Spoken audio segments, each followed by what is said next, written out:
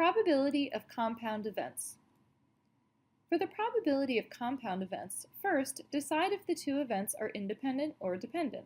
When the outcome of one event does not affect the outcome of another event, the two events are independent.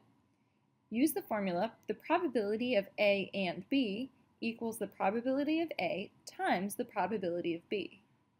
Here's an independent example. Select a card from a deck of cards, replace it in the deck, shuffle the deck, and select a second card. What is the probability that you will pick a 6 and then a king? So the probability of picking a 6 and a king equals the probability of a 6 times the probability of picking a king. The probability of picking a 6 is 4 out of 52.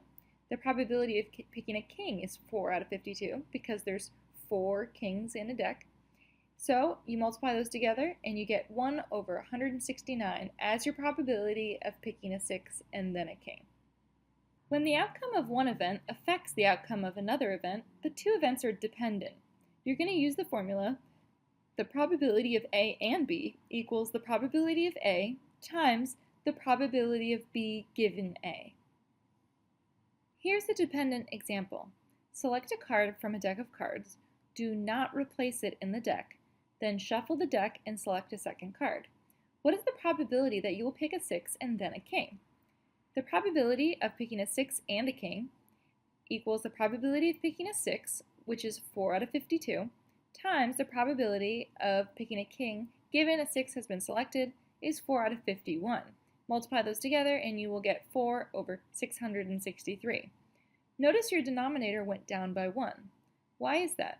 Well, that's because when you picked the 6 and did not replace it, the number of cards in the deck went down by 1 because that 6 is now not in the deck any longer. Try to name some other independent and dependent events. Alright, for independent, let's roll a die and flip a coin. And we'll see what's the probability of getting a 6 and then a heads. So those have nothing to do with each other. You can do this experiment in either order. You can figure out the probability here, and one of these has nothing to do with the other one. So these are independent. Dependent would be, say you have a bunch of marbles in a bag, 5 red marbles and 4 blue marbles. What's the probability of getting a red marble, and then without replacing it from the bag, getting another red marble? So you see that it changed. The odds of picking the second red marble have just changed because we now have a different amount of red marbles in the bag. So those two events are dependent.